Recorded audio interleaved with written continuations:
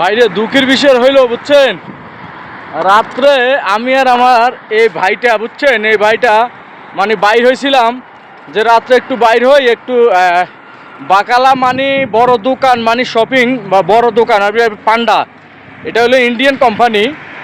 তো চিন্তা করলাম আমি আর ভাই একটু বাইর হই, একটু যাই একটু কেনাকাটা করবো। তো আমার একটা লেক্সাস বিস্কুট দরকার বুঝছেন, ওই লেক্সাস বিস্কুটটা মানে নাই এখানে। তখন আমি ওই বাইরে জিজ্ঞেস করলাম মানে ভাই লেক্সাস বিস্কুট নাই। উনি বলতেছে কি লেক্সাস বিস্কুট ভাই, আমি তো লেক্সাস বিস্কুট চিনি না। তখন আমি তারা বললাম এটা কোনো কথা হইলো ভাই, আপনার বাঙালি হয়ে ভাই এই লেক্সাস বিস্কুটটা চিনেন না ভাই, এটা কোনো কথা হলো। সে কি করলো, কাউন্টারে গিয়ে সে আমারে বলে, সে টোটালি হলো বাংলায় কথা বলতে আছে। বাংলায় কথা বলার পর সে আমারে বলে যে আমি তো নেপালিয়ান বুঝছেন, আমি নেপালিয়ান, আমি বাংলাদেশি না। ভাই সে আমার ঘরে কি সৌদু পাইছে নাকি বুঝছেন, সে থ্রুলি বাংলা কথা বলতে আছে। আবার সে বলতেছে আমরা নাকি, সে নাকি নেপালিয়ান।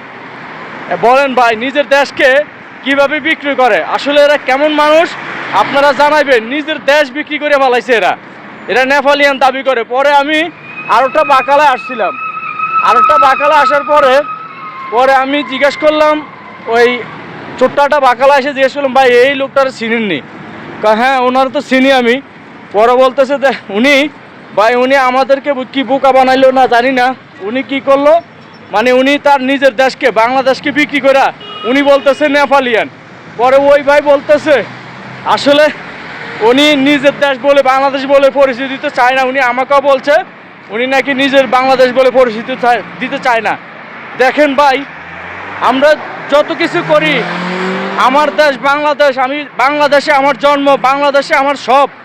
আমি বাঙালিকে ভালোবাসি, বাঙালি মানুষকে ভালোবাসতে হবে, বাঙালি কালচারকে ভালোবাসতে হবে।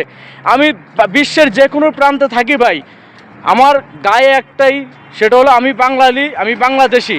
আর ওই ভাই কীভাবে পারলো সে নেপালিয়ান বললো। তাই আসলে নিজের দেশকে কখনো ভোলা যাবে না, যত কিছু হোক আপনার দেশকে ভোলা যাবে না, কারণ দেশের ভালোবাসা কখনো ভুলে থাকতে পারবো না। তাই সবার জন্য রইল অন্তর থেকে ভালোবাসা।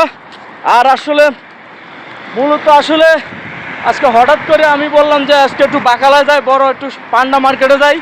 তো এই হলো আসলে পান্ডা মার্কেটের আপডেট ভাই, রাস্তা দিয়ে হাঁটতেছি।